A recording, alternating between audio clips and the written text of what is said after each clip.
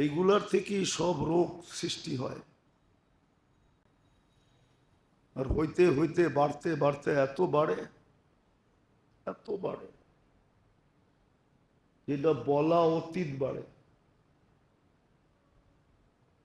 বলা অতীত বাড়ে, বলা অতীত বাড়ে, এত বাড়ে। তো যেটা বুঝাইতেছিলাম ভালো মতে বুঝি আর নির্ণয় করি, চিহ্নিত করি যে এই রোগগুলো আমার ভিতরে আছে কিনা, চিকিৎসা করি। কেননা সত্য এটাই, দেহটা আল্লাহর দেওয়া, যদিও আমি ব্যবহার করি, আমি আমার বলি, কিন্তু বাস্তব এটা আমার না। তো সৃষ্টিকর্তা একজন অবশ্যই আছেন। নিজে নিজে হয় না। নিজে নিজে যদি হইতো তাহলে মানুষ সন্তানহীন কেন থাকতো? বহুত মানুষ দুনিয়াতে আছে সন্তানহীন, সন্তান নাই। নিজের সারা জীবনের পুঁজি অন্যের হাতে উঠাইয়া দিয়া দিছে।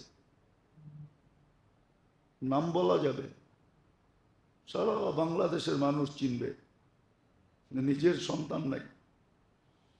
পালক সন্তানের হাতে কোত্থেকে পালতে আনছে এটাও জানে না, সারা জীবনের সম্পত্তি ওর হাতে উঠাইয়া দিছে।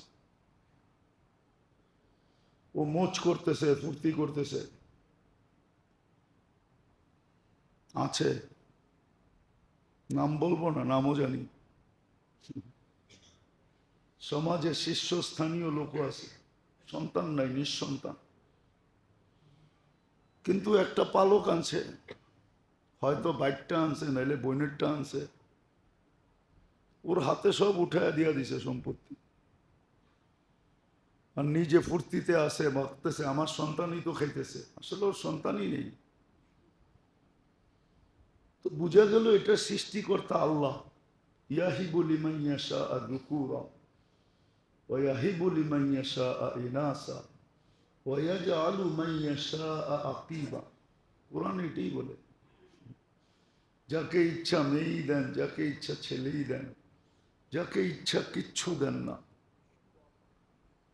তো এটা বানানে ওয়ালা আল্লাহ, কসম খোদা, আল্লাহ বানানে ওয়ালা। বিদায় জীবনের রোগ চিহ্নিত করা উচিত। এটার হিসাব কিতাব কিন্তু নিবে এমন না, জাররারও হিসাব নিবে। জাররা তো চিনেন না?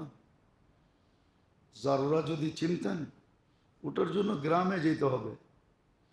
আর ওই পুরান যুগের ঘর হইতে হবে, বেড়ার ঘর। ওটা দিয়ে যখন সকালবেলা বা বিকালবেলা পূর্বের সূর্য অথবা পশ্চিমের সূর্য যখন ঘরের ভিতরে ঢোকে, ওটার ভিতরে তাকাইলে দেখা যায় কি জানি নড়ে চড়ে বালুর কণা দেখা যায়, ওটার নাম জাররা। জাররারও হিসাব নেবেন। ওমান ইয়ামাল মিসকালা যাররাতিন শাররান ইয়ারা ওমান ইয়ামাল মিসকালা যাররাতিন খায়রান ইয়ারা। ওই জাররা ভালোরও মূল্য দিবে, কত দিবে এটা ভাবতে গেলে মানুষের এই ছোট ব্রেনের রক ফেটে যাবে। এই জন্য মানুষ ভাবে না যে কত দিবে, কত দিবে, কত দিনের জন্য দিবে। জান্নাতের কোনো প্রতিদান সাময়িক না, চিরদিনের জন্য। সাময়িক না, যে চাকরি আছে বেতন আছে না, চাকরি নাই বেতন নাই, এরকম না। জীবন আছে তো পেনশন আছে, জীবন শেষ পেনশন শেষ, এরকম না, চিরদিন দিবে। বুঝার বিষয়। এই জন্য জীবনের রোগের উৎস কি কি এটা চেনা দরকার, যে কোত্থেকে রোগ তৈরি হয় জীবনে। দেহে না, দেহ নিয়ে আমাদের আলোচনা না।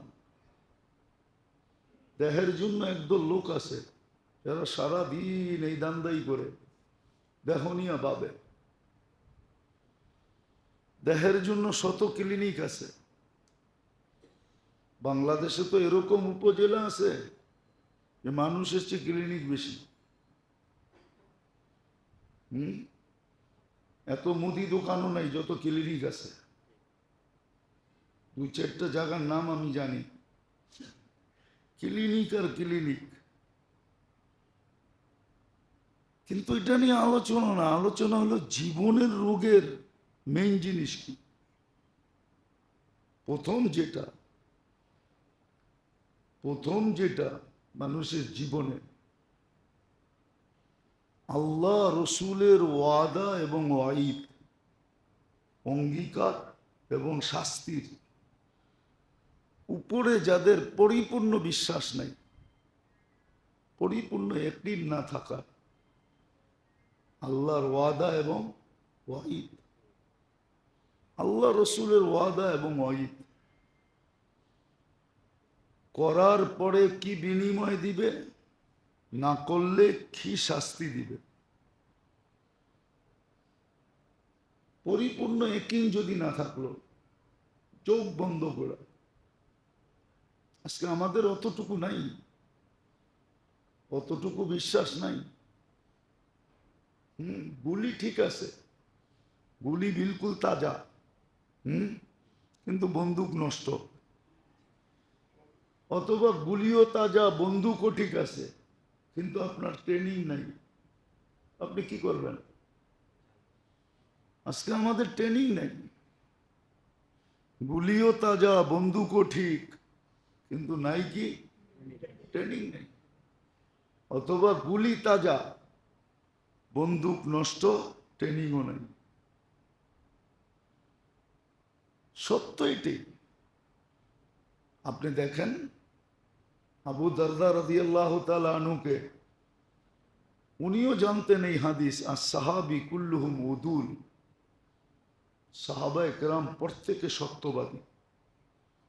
আল্লাহ রসুল গ্যারান্টি দিতেছেন, আসহাবী কুল্লুহুম উদুল, আমার সাহাবারা প্রত্যেকে সত্যবাদী। আয়েশা খবর দিতেছে তোমার ঘরে আগুন লাগছে, আর উনি দৃঢ়তার সাথে বলতেছে না লাগে নাই। দ্বিতীয় জন এসে বলতেছে লাগছে, তারপরে উনি বলতেছেন না লাগে নাই। তৃতীয় জন বলতেছে শুধু লাগে নাই, সব শেষ হয়ে গেছে, তারপরও বলতেছেন লাগে নাই। বিশ্বাসের মাত্রাটা দেখেন না। তো চতুর্দুর্জন আইসা বলছে তুমি এত দৃঢ়তার সাথে কি করে বললা লাগে নাই, লাগে নাই, লাগে নাই? আমি তো দোয়া পড়ে বাহির হয়েছি। আর আল্লাহ রসুলের কথা, যে সকালবেলায় দোয়া পড়বে সন্ধ্যা পর্যন্ত ওর ওইখানে হঠাৎ কোনো বিপদ আসতেই পারে না। ওই মহল্লায় আসতে পারে, ওই এলাকায় আসতে পারে, চতুর্দিকে আসতে পারে, কিন্তু আমারটায় আসবে না।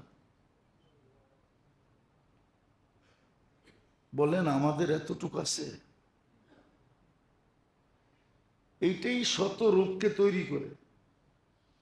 যখন আল্লাহ আল্লাহ রসুলের আছে, আমাদের সমাজে আছে, আল্লাহর কথা মানে না, রসুলের কথা মানে না, মুরব্বিগো কথা মানে।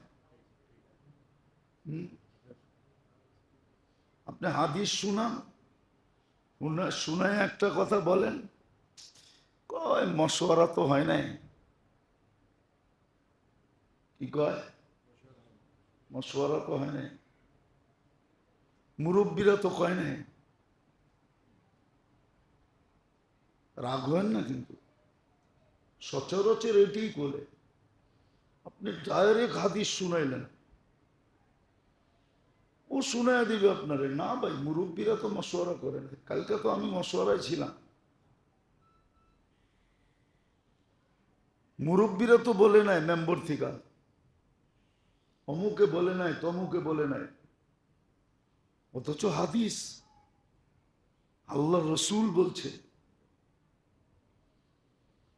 আল্লাহর রসুল বলছে, আল্লাহর রসুল বলছে। তো সর্বপ্রথম জীবনের লোক যেটা শুরু হয়, প্রথম উৎস যেটা থেকে সব রোগ, এটাকে একটা শব্দে বলা যায় ইয়াকিনের দুর্বলতা। আল্লাহ আল্লাহর রসুলের উপরে বিশ্বাসের দুর্বলতা। লা ইলাহা ইল্লাল্লাহ পড়ে, কিন্তু আল্লাহর উপরে অতটুক, ওই যে বলে না প্রবাদ বাক্য আছে না, আল্লাহও লাগে ইল্লাও লাগে। এটা হলো দুর্বলতার থেকে বলতেছে, ইল্লা লাগে। আল্লাহ লাগলে আবার ইল্লা লাগবে কেন? আপনি আমারে বুঝান যুক্তি দিয়া। সমস্ত কিছু যার কাছে যার থিকা, ওইখানে আবার ইল্লা লাগবে কেন?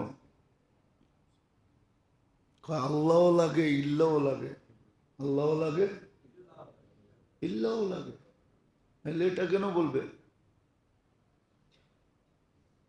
বোঝা গেল ইয়াকিনের দুর্বলতা থেকে সমস্ত হাজারো রোগ তৈরি হয়, হাজারো রোগ, হাজারো রোগ। এই জন্য সাহাবা একরাম এটাই দেখছেন, দুটা জিনিস দেখছেন, আর আমাদেরকে তিনটা জিনিস দেখতে হবে, একটা বাড়ায়া দেখতে হবে। না নাউজুবিল্লাহ না, সত্য শুনেন আগে, তারপরে নাউজুবিল্লাহ পড়েন। সাহাবা দেখছেন আল্লাহ বলছে কিনা, আল্লাহর রসুল বলছে কিনা। আমাদেরকে আরেকটা বাড়ায়া দেখতে হবে যে আল্লাহ বলছেন কিনা, রসুল বলছেন কিনা, আর রসুলের সোহবত ইয়াফতা সাহাবা বলছেন কিনা। কেন আল্লাহ রসুল সাল্লাল্লাহু আলাইহি ওয়াসাল্লাম বলছেন, বিআইয়িহিম ইকতাদাইতুম ইহতাদাইতুম। আমার ১০০ লক্ষ সাহাবা, যার মেজাজ তোমার পছন্দ হয়, মেজাজ বোঝেন, যার মেজাজ তোমার পছন্দ হয়, এর যার পিছে তুমি চলবে তোমার পছন্দ মতো, তুমি গন্তব্যে পৌঁছা যাবে। তাহলে আমাদেরকে তিনটা দেখতে হবে, তাইলে ইয়াকিন ঠিক হবে। আল্লাহ বলছে শেষ, এখানে আর কোনো সে নাই। রসুল বলছে আর কোনো সে নাই। কিন্তু যুক্তি দেয় কি আল্লাহও লাগবে ইল্লাও লাগবে। যুক্তি দেয় কি আল্লাহ ঘরে আইসা দিয়া যাবে, অনেক যুক্তি দেয়, অনেক তর্ক দেয়। এটা হলো জীবনের রোগ আছে, ওর ওর জীবনে রোগ, ওর জিন্দেগিতে রোগ আছে, যার কারণে ও যুক্তি দেয়, যার কারণে ও যুক্তি দেয়। যেমন কাহিনী আছে সত্য, খোরাসান একটা শহর ছিল, এখনো আছে রাশিয়ার ভিতরে। আগে তো এটা পুরো মুসলিম স্টেট ছিল, রাশিয়া পুরাটাই মুসলিম স্টেট ছিল। খোরাসান, আজারবাইজান, উজবেকিস্তান, বুখারা, তাশকন্দ, এগুলো সব মুসলিম ঐতিহ্য ছিল। আজও হাজারো নিদর্শন এখানে আছে, ঘুরতে গেলে দেখা যায় হাজারো নিদর্শন পড়ে আছে। তো এক বিধবা মহিলা আসছে ওই জমানার বাদশার কাছে, শুনছে বাদশাহ বড় ন্যায়প্রায়ণ, বড় দাতা স্বভাবের। তাই সে বলতেছে যে আমি তো সাইয়েদ, আল্লাহ রসুলের বংশধর, আমি বিধবা, বাচ্চা নিয়ে অনেক বিপদে আছি। তো বাদশাহ বলতেছে এরকম প্রতিদিন আসে আমার কাছে, তুমি যে আসলে সাইয়েদ, তোমার সাজারা কি, প্রমাণ কি? তো মহিলা কোত্থেকে প্রমাণ দেখাবে? তো ওইখান থেকে বাহির হয়ে চলে আসছে।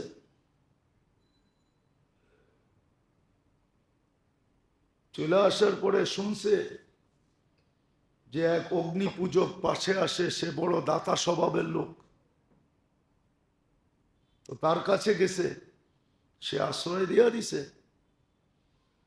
তো রাত্রে স্বপ্নে দেখছেন রাজা রাসূলুল্লাহ সাল্লাল্লাহু আলাইহি ওয়াসাল্লামকে জান্নাতের এক ঘর দেখছেন। বলছে, ইয়া রাসূলুল্লাহ, এই ঘরকে? কয় যে মুসলমান, মোমেন। তো বলছে, আমিও তো মোমেন, আমিও তো মুসলমান। তো বলছে, প্রমাণ দাও, প্রমাণ দাও। তুমি না আমার মেয়ের কাছে প্রমাণ চাইছো, তুমিও প্রমাণ দাও।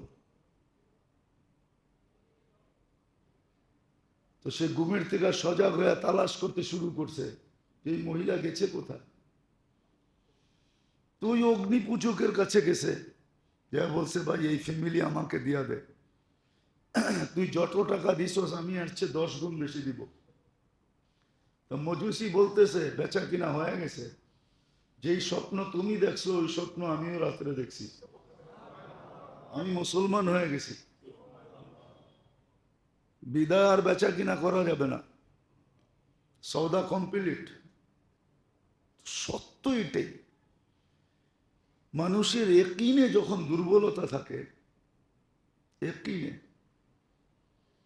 আল্লাহ, আল্লাহর রসূল এবং সাহাবায়ে কেরাম, এই 3 জিনিসের কথার উপরে যখন দুর্বলতা মানুষের থাকে, এটা হলো রোগ সৃষ্টির উৎস। এইখান থেকে হাজারো রোগ তৈরি হবে, এইখান থেকে হাজারো রোগ তৈরি হবে। আর ইয়াকিনের দুর্বলতা থেকে, ইয়াকিনের দুর্বলতা থেকে মানুষের ভিতরে এমন কি রোগ তৈরি হইতে হইতে হইতে হইতে হইতে এটা 2টা স্তরে পৌঁছতে পারে, 2 স্তরে। যেমন কিছু রোগ আছে হইতে হইতে ক্যান্সার পর্যন্ত যায়, তো ডাক্তার নিচে লেখা দেয় নো অ্যান্সার। যদিও বর্তমানে চিকিৎসা করে, কিন্তু সফলতার মুখ খুব কম দেখে, খুব কমই সফল, অসফলই সব।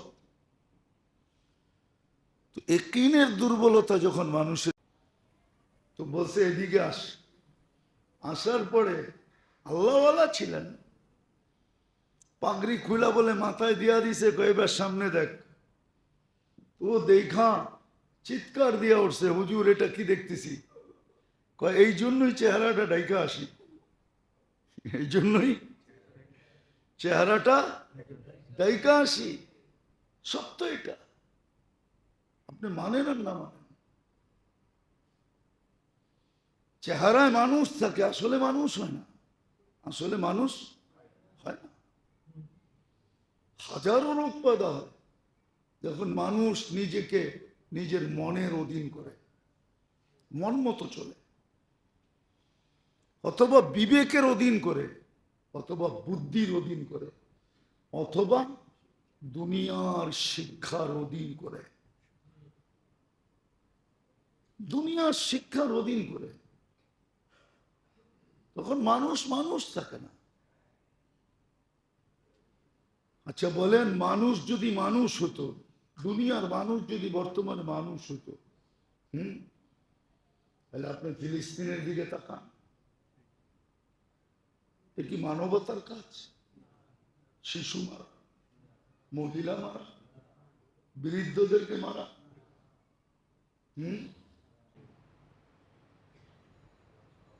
মানুষের শরীর যেরকম অসুস্থ হয়, মানুষের জিন্দেগিটাও এরকম অসুস্থ হয়। শুধু শরীর যে রোগে আক্রান্ত হয় এমন না, জীবনটাও কিন্তু রোগে আক্রান্ত হয়। যদিও মানুষ এটা ভাবে না যে জীবন আবার কিভাবে রোগে আক্রান্ত হবে। শরীর আক্রান্ত হয় এটা বুঝে আসে যে শরীরটা রোগে আক্রান্ত হয়, কিন্তু জীবনটা আক্রান্ত হবে কিভাবে? না, সত্য এটাই, শরীরটা যেরকম রোগে আক্রান্ত হয় তদ্রূপ জীবনটাও রোগে আক্রান্ত হয়।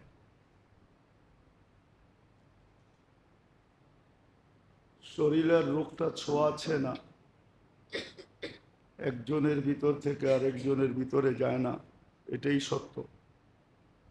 কিন্তু জীবনের রোগ এটা ছোঁয়াছে, এটা একজনের ভিতর থেকে আরেকজনের ভিতরে, একজনের দ্বারা শতজন আক্রান্ত হয়। কিন্তু শরীরের রোগ নিয়ে তো গবেষণা আছে, আলোচনা আছে, চর্চা আছে, শিক্ষা আছে, দীক্ষা আছে, কিন্তু জীবনের রোগ নিয়ে কোনো গবেষণা নেই, চর্চাও নাই, আলোচনাও নাই, শিক্ষাও নাই, দীক্ষাও নাই।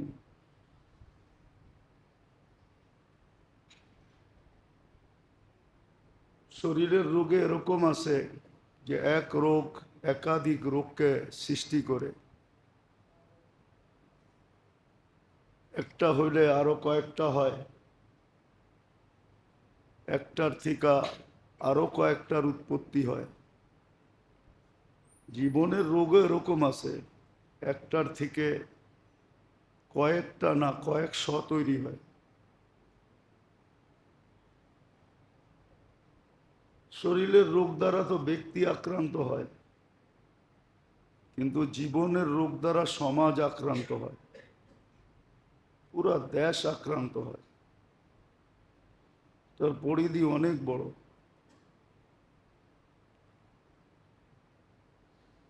শরীরের রোগের উপশমের জন্য, সুস্থতার জন্য কেমিস্ট্রিরা, আবিষ্কারকরা সারাদিন গবেষণা করে যেতেছে, কিন্তু জীবনের যে রোগ হয় এটা নিয়ে গবেষণা খুব কমই,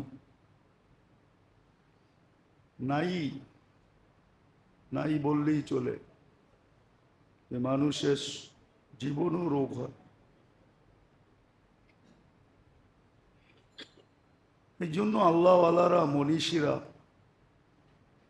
দিক নির্দেশনা দিছিলেন। শরীরেরটা তো সুস্পষ্ট, যেমন ডাক্তাররা বলে ডায়াবেটিস হইল আর কন্ট্রোল হইল না, তো সে শত রোগের জন্ম দিবে শরীরে। এরকম জীবনেও যখন রোগ হয় তখন এটাও শত রোগকে জন্ম দেয়।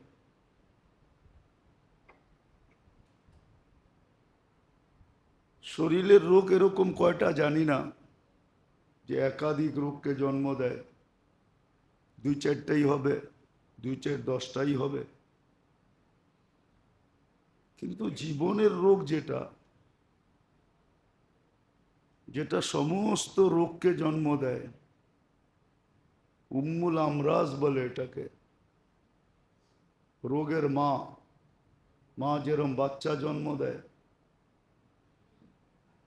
ঠিক জীবনের রোগগুলো মানুষের জীবনে শত রোগের জন্ম দেয়। আবারও বলতেছি, শুধু তার জীবনটা আক্রান্ত হবে না, বরং যার ভিতরে আসবে একটা হবে, তার দ্বারা পুরো সমাজ আক্রান্ত হবে, পুরা গোষ্ঠীকে গোষ্ঠী আক্রান্ত হবে। আজকে অ্যানালাইসিস করলে দেখা যায় এটাই, চিন্তা করলে দেখা যায় এটাই, মানুষের জীবনে রোগে আক্রান্ত। অথচ যেই মানুষ সংজ্ঞা ছিল যে মানুষ কাকে বলে, মানুষের সংজ্ঞা ছিল মানুষ বানানেওয়ালার পক্ষ থেকে, মানুষ যিনি বানাইছেন আল্লাহ, ওনার পক্ষ থেকে সংজ্ঞা ছিল যে মানুষ কাকে বলে। আন্নাস মাইয়ান ফাউন্নাস, যে মানুষকে উপকার করে। কিন্তু এখন বিলকুল উল্টা, মানুষ ওকেই বলে যে মানুষের অপকার করে।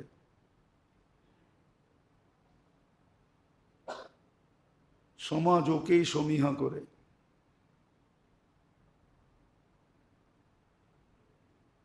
তো মানুষের সংজ্ঞা বিলকুল উল্টায় গেছে, শুধু জীবনের রোগের কারণে। আর দেহের রোগের চিকিৎসা দুনিয়াতে সম্ভব, যদি চিকিৎসা নাও হলো। কিছু রোগ এরকম আছে যেটা আক্রান্ত হয়ে মানুষ মারা যায়, তো শাহাদতের মৌত পর্যন্ত মিলে। কিছু লোকের রোগের লিস্টি এরকম আছে, যেরকম ডায়রিয়া যে মারা যায়, শাহাদতের মৌত মিলে। করোনায় যারা মারা গেছে মহামারীতে, শাহাদতের মৌত। মহামারীতে যে মারা যায়, এরকম আরো কিছু রোগ আছে, জ্বরে যে মারা যায়, শাহাদতের মৌত মিলে। কিন্তু জীবনের রোগে যদি কেউ আক্রান্ত হলো আর চিকিৎসা না হইল, প্রথম তো মানুষ ক্লিনিকে এই জন্যই যায় যে রোগের নির্ণয় করা হোক, রোগ চিহ্নিত করা হোক। এই জন্যই কিন্তু টেস্ট হয়, চিহ্নিত করার পরে চিকিৎসা হয়। ঠিক প্রত্যেক মানুষ যদি নিজের জীবনের রোগকে চিহ্নিত না করলো, ভালো মতে বুঝি, আর এটা সঠিক চিকিৎসা না হইল এই দুনিয়ায়, তাহলে কিন্তু এটার চিকিৎসা জাহান্নামে হবে, আর নির্ঘাত হবে, নিঃসন্দেহে হবে। জাহান্নাম কিন্তু দুনিয়ার জেলের মতো না, আর দুনিয়ার আয়নাঘরের মতো না, বড় কঠিন জিনিস। এত কঠিন যদি না হইতো, তাহলে কিতাবে পাওয়া যায় জিবরিল আমিনের মতো ব্যক্তি, যেদিন থেকে জাহান্নাম আল্লাহ তৈরি করছেন আর উনি দেখছেন, ওই দিন থেকে ওনার কান্না এখনো থামে নাই, যে আল্লাহ আমাকে জাহান্নামে না দিয়া দেয়। আমরা তো শুনতেছি, দেখতেছি না। আল্লাহ দেখাইতেছেন না, শুনাইতেছেন। বর্ণনা আছে জাহান্নাম কি জিনিস। জীবনের রোগ যদি নির্ণয় না হইল, চিহ্নিত না হইল, এটা আমি চিহ্নিত না করলাম, আর এটার যদি সুচিকিৎসা না হইল এই দুনিয়াতে, তাহলে কিন্তু চিকিৎসা জাহান্নামে হবে। শরীরের রোগ নির্ণয় করার জন্য এক জমানায় ছিল, দুই একটা চিকিৎসা করলেই হতো, দুই একটা টেস্ট করলেই হতো। এখন মনে হয় টেস্ট সিরিয়াল বাড়তে বাড়তে কয়েকশো হয়ে গেছে। আপনি জিজ্ঞেস করেন, 50 বছর আগে এত টেস্ট করতে হতো না, দুই একটা করলেই হতো। আর এখন কয়েকশো হয়ে গেছে টেস্টের সিরিয়াল। কিন্তু তারপরও দেখা যায় আগের তুলনায় রোগীর সংখ্যা বাড়তেছে, ডাক্তারখানাগুলা জমজমাট, ক্লিনিকগুলাতে উপচে পড়া ভিড়। এত টেস্টের মাত্রা বাড়ার পরেও যে রোগের মাত্রা কমছে এমন না, মেডিসিন বাড়ার পরেও যে রোগের মাত্রা কমছে এমন না। কিন্তু গবেষণা চলতেই আছে, চলতে থাকবে। এটা নিয়ে আমাদের আলোচনাও না, বুঝানোর জন্য বলতেছি, বোঝা উচিত যে আমার জীবনটা কোন রোগে আক্রান্ত, আর মৌলিক রোগ কয়টা। আসলে দেখলে দেখা যায় জীবনের মৌলিক আসল রোগ হলো 6 থেকে 7টা, যেগুলা সব রোগকে অস্তিত্ব দেয়। এর থেকেই সব রোগ পয়দা হয়।